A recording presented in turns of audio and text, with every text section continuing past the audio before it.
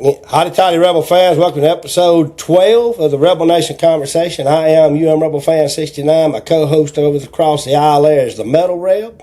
Together we make up the Rebel Nation Conversation podcast, your one-stop shop for uninformed and non-expert Ole Miss sports conversation. Metal? Unsullied by sponsorship since 2025. Good to have you guys with us today. Today is New Year's. Guess what happens tonight? Yeah.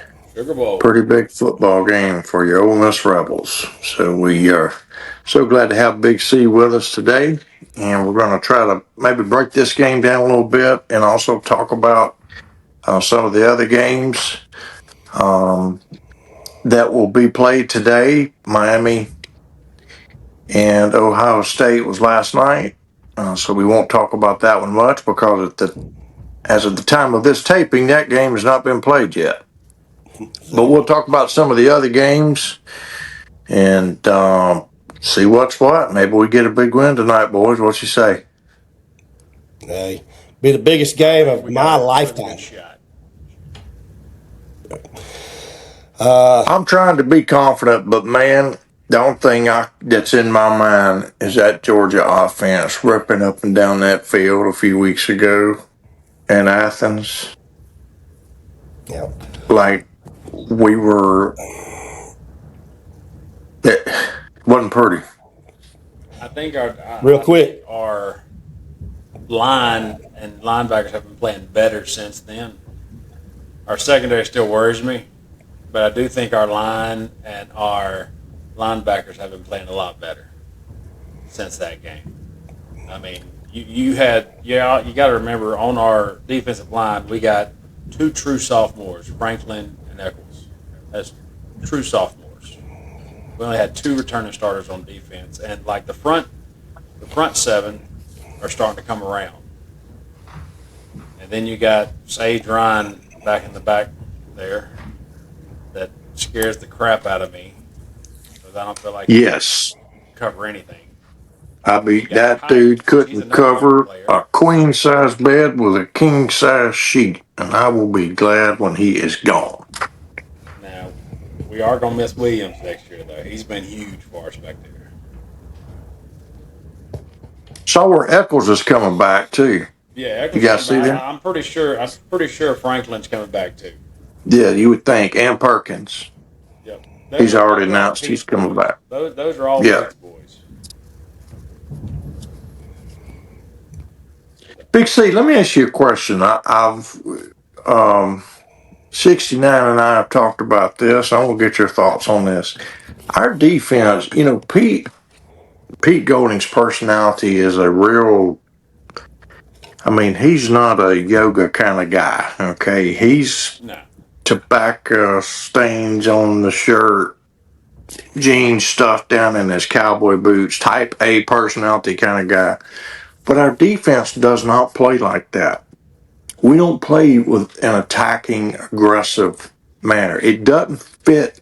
Our style of play doesn't fit his personality. You got any thoughts on that? So, would you say last year's defense fit his personality? Well, man, everybody says that, but us three could have coached that roster. Well, we had a loaded roster. We only have two coming back, and most of the guys that we have starting on the field now have been recruited out of high school, especially on the defensive line. We didn't go get these boys. These are boys that Pete went and got. They're freshmen last year. They learned under those other guys. And the second half of the season, Eccles has all of a sudden been having if the second half of the season he played all season like that, he'd have been an All-American. I mean, he's one of the best defensive tackles in the nation. He's really, really good. So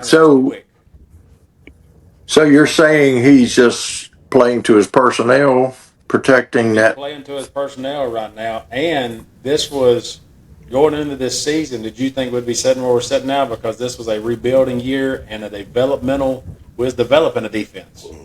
I did not. So if we keep the majority of the guys that are on, I think next year's defense, you'll start seeing that personality you're talking about, a little bit gritty, Yeah. with a little more chip on their shoulder and stuff like that. Yeah. Perkins is having to fall under cover. They ain't just letting him go out there. Last year he had 10.5 sacks. Mm-hmm. This year I think he's got 2. Because he's having to fall back into cover.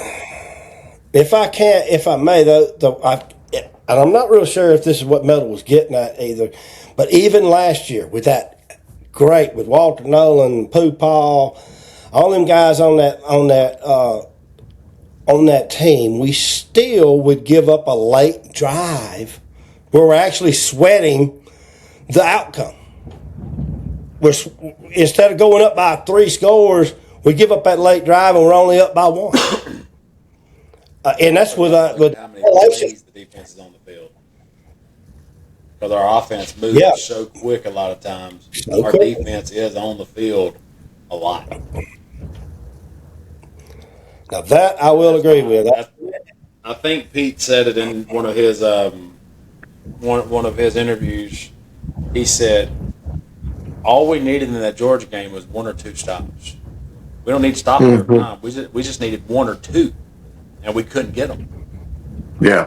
And I think the same way in the Sugar Bowl. We need a few stops, maybe 3. We need to stop them every time, but we do need to stop them at some point. We can't give our punt a day off. We got to make these guys punt, man. You know what I mean? So we give their punt of the day off in that game. We did not stop them one freaking time. Our defense isn't built to shut teams out. They're built to make stops and get some turnovers here and there. But we've got their offense separate. We got a skilled enough offense, though, that, again, like you say, 100%. If we can just get 1 to 2 stops, I believe we pace with them all day long. Yep. If we could have just made 2 stops in the fourth quarter, we win. We were up by 9, so it was a 2-score game. What did Georgia's defense? At the start of the fourth twice that game or once? They shut us down pretty good in the fourth quarter. I think they actually had 3 fourth-quarter stops. We went 3 and out in those stops in the fourth. 3 times in the entire game then. Yeah, and that was all in the fourth quarter. That's like I said, you get 2 or 3 stops, that's all you need. Yeah. So our first 5 times we had the football, we scored touchdowns. Mm-hmm. Yep. But that's the last time. The play of the game, if y'all remember, we was up 35-26 early in the fourth quarter. They had the ball 4th down and 2 to 50-yard line. Man, if we stop them right there, you stop them there, and things are looking mighty good. Well, didn't they hit the line, and then somebody didn't wrap up, and they spun around and got like a yard? Yeah. Yes. And that is correct. Is like, we have to tackle. He said we didn't tackle that game. They owned it. I mean, the defense owned it. I mean, they knew they didn't do good.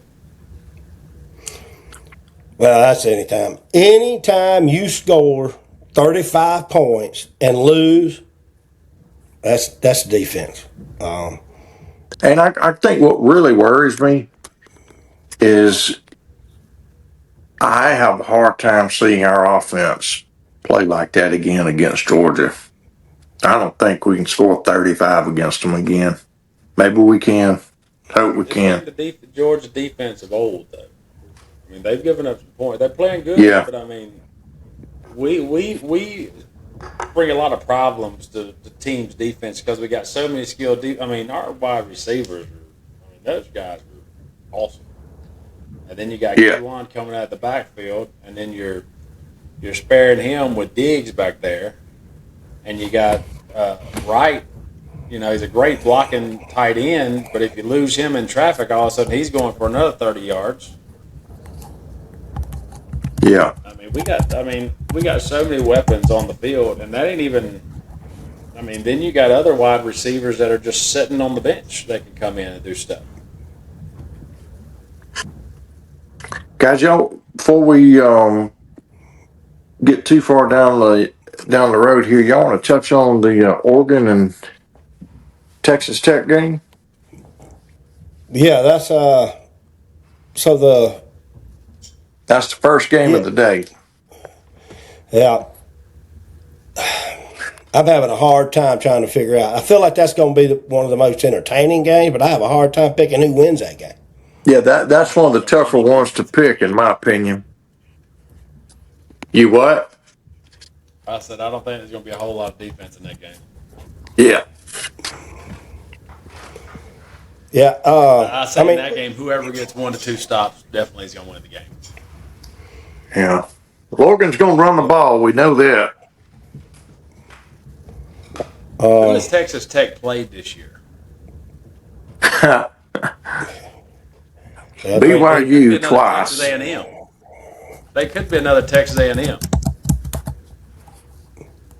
Because Texas A&M hadn't played anybody in the top 15 until they played. Who did they play? They played Texas and lost. No, Texas. But they played Notre Dame. They played Notre Dame to start the year and won it. Yeah. And won it. But Texas Tech got beat by Arizona State. Yeah. And then they beat BYU twice. Other than that, they ain't really played anybody with a pulse. I mean, maybe Houston. Let's see. They played.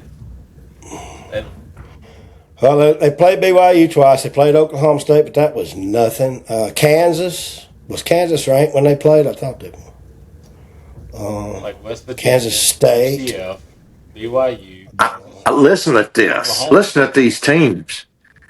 Arizona State, Kansas, Houston. And Arizona State beat them. Utah. They were ranked 4th in the nation. Oregon State, Kent State, and Arkansas. Listen to this. Yeah. Obviously, they ain't played an SEC schedule. They ain't. They got an old roster. There's no doubt there's talent upside down. I'm going with Oregon. After just hearing that, which Oregon's ain't been much better, but Oregon did play Indiana. So Oregon played. They won at Penn State. They played USC, played Minnesota, played Iowa, and all they beat Iowa by 2. Played Wisconsin, played Rutgers. Indiana beat them by 10. They beat Penn State by 6. Beat Oregon State, beat Northwestern, beat Oklahoma State, beat Montana, lost to Ohio State. That was last year. They lost to Ohio State.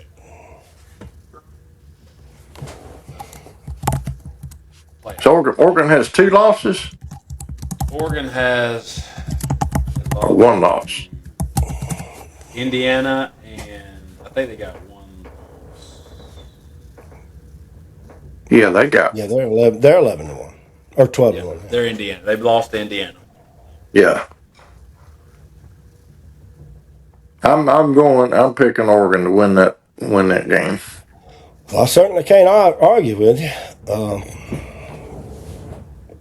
If I had to pick it, if I had to bet it, that's where I'd go with too. But what's the line?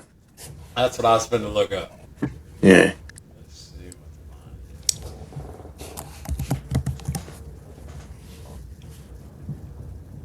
I the line is. don't want to see.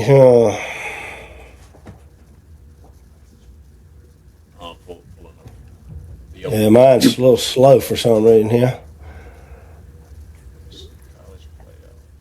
What do y'all think the line will be?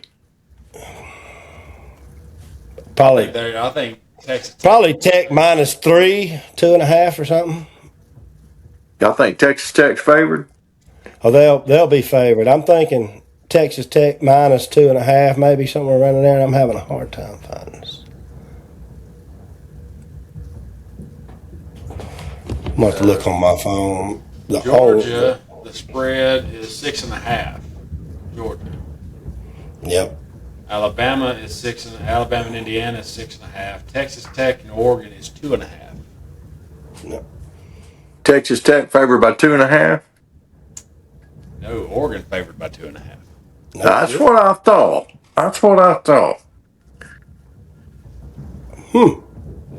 Let's see. Ohio State is favored at 9.5. That sounds right to me. Now, so Indiana's favored by 6.5 over Alabama. Indiana's favored by 6.5 over Indiana, and Georgia's favored by I got them 6.5 set. over Ole Miss. I got them -7 on betonline.ag. What y'all think about the Indiana Alabama game, boys? Man, Indiana is gonna win. I do too. I know why he's laughing. I already know the answer to this one. He's Well, I just after 50 years of watching this shit, man, that's just seeing Alabama lose a game like this is very unusual. Well, where's their? They don't have the running game they had the first half of the season. I know all that. Everything you're gonna say, I hear you. But there's something about these kind of games, them Crimson boys. I know their defense after the first quarter last week against Oklahoma. Their defense reminded me of their defense of old. They were flying around, moving fast. Look, I like their defense coordinator, Kane Womack. I'm a fan of Kane Womack. Funny story. Their first child and my first child was born on the same day, so I sat in the waiting room after the kids were born with Dave Womack and talked to him for about 2 hours. When Kane he coached at Ole Miss for one of our best defenses ever. He was there. Yeah. The 14. That 14 season was the best defense I've ever seen us have. Man. And he was the defensive coordinator. Now, I'll say this about that game. He ran a 4.25. Remember, he ran a 4.25, and so many people hated that 4.25. Which was a defensive back. Tony Connor played that hybrid role he had that was awesome. But I'll say this about that game. People keep discounting old boy over at Indiana, and he keeps kicking ass, son. He does. Look, that's why is stout. Indiana's defense? Yeah. Yeah. Yeah. Well, that's why I'm picking Indiana. I'm picking Indiana to win in the game because I just feel I like DeBoer. I actually think he's a good coach. I think the Alabama fans are being unrealistic and they're being unfair to him right now because in the NIL. Well, they are, and I know a lot of them. Just one thing you got to understand, Chance. I grew up there, so I got a lot of fucking friends that are Alabama fans, and they let me know it. But they don't understand the NIL system now. That when Saban was there and he could bench 5 stars. Well, he could bench 5 stars, though. He could stockpile 5 stars on the bench because the transfer portal wasn't what it is right now. But now they know they can go somewhere else and start and get good money to do it. And they're not going to set at Alabama to do it. DeBoer's under a lot different time setting, or a different situation. So I like DeBoer. But I feel like if I've got to give an edge to one of those teams on a coaching standpoint, I'm going with Cignetti all the time. I think he's a damn good football coach because he's doing it with less talent. What'd you say, Battle? What was the right? He was doing it with the James Madison team from 2 years ago. Yeah, their composite, their talent composite at Indiana, they were ranked last in that conference from like just the star ranking or whatever. Last, dead last. And they're undefeated. 13-0. He's a good coach. Yep. So if I'm going coaching, I'm not putting down DeBoer. I'm just saying all things created, it comes down to who's the better coach. I'm thinking I'm going to give my nod to Indiana right now. Is who I pick. But again, I know right where you're coming from, Metal. Until someone dethrones Alabama and does it good, then it's hard to pick against them. Good God, it's just hard to do it. So that takes care of the granddaddy of them all. Do we want to let's talk about the Cotton Bowl? obviously the game will be played by the time this is, so either we're going to look real smart or pretty damn stupid. I think Ohio State's going to run away with it. All the way. Absolutely, all the way. Same. That ain't even going to be a game. Now, I will say this. If we can all, and that's going to be a hard thing for us to agree on, but if we can all agree that Marcel Reed was a decent quarterback and A&M had a pretty good offense all year long, Miami shut that shit down. Mm-hmm. That's a good freaking defense over there in Miami. And they're playing their best ball. How good Texas A&M actually was. Yeah. When did they play, by the way? When did Texas A&M play? Like, what bowl game are they in? They got put out last week. Playoffs. They don't play a bowl game. Yeah, they got. That's right. That's right. I just had a moment. Miami beat them in the playoff. That age is getting you. Who am I thinking of? I'm thinking of Texas. There was a bowl game I was interested in. You're thinking I think it may have been Texas Vanderbilt, Iowa, maybe. That's coming up this. I think by the time this airs, that game will have already been played too. Texas plays Michigan. Okay. Vanderbilt plays Iowa. Vanderbilt plays Iowa, yeah. On Tuesday. On Wednesday as well. On Tuesday. Vanderbilt plays Iowa. Yeah. BetOnline.ag is backwards in because it says there at 11 a.m. on Wednesday. That's right. No, you're right. You're right. I was looking at the time above it. You're right. Yeah. Okay. So what y'all's final call on the Sugar Bowl? Ole Miss by 50. No, Rebels by 50. Oh man! I wish my blood pressure would be a lot lower if that was the case. Yeah, man, I can't pick against Rebels, but I keep trying to think if we wake up Friday morning and we've won that football game and going to the quarterfinal, what had to happen? I'll tell you one thing: we have to get either a defensive score or a special team score. 3 turnovers. 3 stops. 3 stops. Turnover. I don't think we can win that game without having just a monster play by the defense. Be that a pick six or something that sets us up inside the 20-yard line or, punt return. Man, we need something crazy to happen. We need 3 stops and a turnover. We got to get that extra possession somewhere. Steal a possession. That should be. Like Pete said on the Tulane game, he was looking at it. Analytics say we was already up by 2 scores. Go for it on that 4th down when he kicked the field goal. But he said if you go for it on 4th down, you don't get it, then you're up 10. But if we kick the field goal, we're up by 2 touchdowns. Pretty much. Yeah. They got to score a touchdown, 2 touchdowns to take the lead at that point. Yeah. So that's I hope he takes the points as a coach inside the 20-yard line. Being the defensive coach, he'll take the points more times. Yeah. Unless it's like 4th and 1 or something like that. But if it's over 4 yards, I'm pretty sure he'll be taking the points. Yeah. Yeah.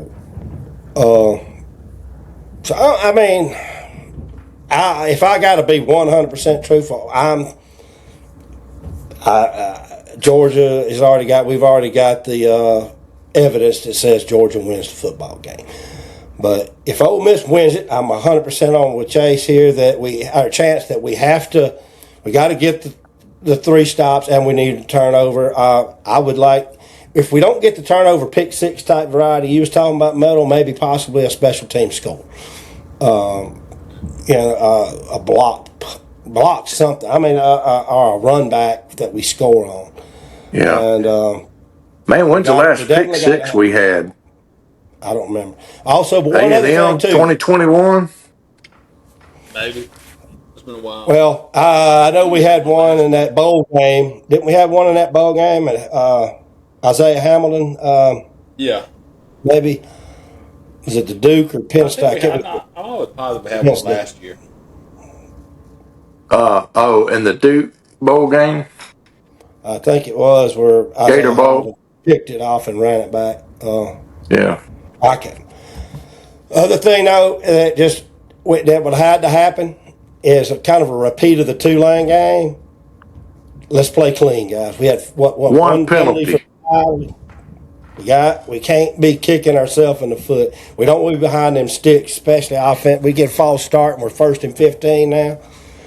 Or that was a fun game, Tulane. Just inside the stadium, that's as most electric as I've been in since. The only other game I think about that was that much fun was the Georgia game, but it was that game. We knew we was going to beat Tulane. There was it was just a celebration, man. It was a party. It was a celebration. A moment. I think in the middle of the game, I sent a text to Denon when they stopped us one time, and might have been when we kicked the field goal. And I was like, "We're gonna lose." But besides that, it was a party. That will be a. I went with my 2 kids, and that'll be something we remember forever because. No doubt, man. No doubt. I'll tell you one last thing we cannot do to have a chance. We cannot put the ball on the ground, man.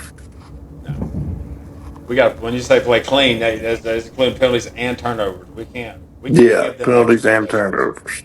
Yeah. Wouldn't hurt to get a little help from them, though. The help from the officials. But I had no real problem with the way that. And I consider myself to be pretty objective when it comes to watching how officials call the game when I'm watching on television. And that Tulane game, I felt like they called a really good game. They let both defenses play. As long as it's just hand checking, that stuff going down, I mean, you can't call pass interference on that kind of stuff. And you can call holding on every deal, but unless it's a sure enough flagrant one, they didn't call it. So I felt like they let us play, and I'm fine with us letting us play as long as it's kind of like in the baseball with that umpire. He's calling that outside strike for that other pitcher. He better be giving it to me too. So they got to call the game the same way. Yeah. I will say this: we can't. Our secondary. A lot of times, I know the Tulane game wasn't close or anything, so I'm kind of nitpicking. But you would see we'd fall into a zone coverage, and they would just the receivers would just find that little hole and just sit down in it, and it'd make a throw to get some of them first downs. And at Georgia, we can't let them get open in those little gaps in our coverage. I don't know if we're talented enough to play man with Georgia. We're going to have to play zone, but we're going to have to be tighter. You can play man with help over the top. Play cover 2 with help over the top on them, but you counting on that defensive line to get pressure without blitzing too. At this point, because we don't blitz. Like I said, Perk's falling back into coverage. We don't blitz. We bring that defensive line. Yeah. And I'm not real with it. We're gonna need that number 1 to just go nuts this game. But he's fast. That sucker is fast. He needs to get in that backfield and disrupt that quarterback's time. Yeah, definitely don't want Gunner Stockton to get comfortable. Yeah. I'd say pull out that Saints old defense and put some remember me shots on him. Yeah. Some Greg Williams specials. Yeah, that's right. Pull them freshmen off the bench and say, here you go. Here's your one play. Put some 3rd, 4th stringers in there and let them go get a 15-yarder. I ain't above going a little personal foul there. At this point, it's all on the table. Just get in their head, man. Just get in their head off the bat. When there's somebody's going to hit me, whether I got the football or not. But I just hope that we can get back together next Sunday and be just as happy as we are right now. But hey, Big C, if we win, we going to Tempe. Glendale talked about it. It's either that or she said Miami. We're going we got to get through. We'd have to get through the Fiesta Bowl, but Miami's on the table too. Either one. I ain't shy about putting up something for sale. Here's my thing, guys. Here's my last deal on that. All right, I've got enough right now that I could make one more game, and if I went to I could go to the Sugar Bowl without no big deal. But if I wanted to go to Glendale, Arizona for the Fiesta Bowl, and then we somehow won that one too and got in the damn Natty, and no, I can't go. I can't go because I can't. I just spent my money going to Glendale, Arizona. I think I just about have to hold myself back and say, you know what, I gotta hold my money and go to Miami. Yeah. This playoff business is an expensive proposition if you try to make all them games. You can't make them all. There's no way you can make them all. That plan on if they go to Tempe, Arizona, they'll be out there, and then they're retired and they're well off. Yeah. They'll be in Tempe. They will be in Miami. Yeah. If we win and I go to Fiesta Bowl, I'd buy a ticket. If I go to Miami, I would try to bribe a guard. Yeah. I'll just stand inside. I mean, that's how a buddy of mine got into the World Series. Me and Christy went to was he paid $300 and just bribed a guard to let him in. Wow. So that'd be the way. Just to get in the building. Just let me in the building. Yeah. Well, next Sunday we'll be laughing or crying. Yep. So, well, Rebel fans, that pretty much does it again for episode 12. I want to thank Big C for coming on and joining in on the conversation. It's been an absolute pleasure. As usual, we'll have you back too. Yeah. So keep your schedule open. You know. It's one thing. Last week we had a Bama fan come on and join us and everything because we had all been winners. But there ain't no way I'd have wanted to talk to an Alabama fan if we'd lost. So you get the invite if we're crying. And we'll all cry together. Yeah, right. We need help. We can't have him opposing fans still gloating in there on our ass. Yeah. But as usual, folks, please, if you like what we're putting out there, please subscribe to us, like and share, and as always, comment and let us know what you think we can do better. Until next time, Rebel fans, hotty toddy. Hotty toddy. That's right. All right, we're going to stop recording.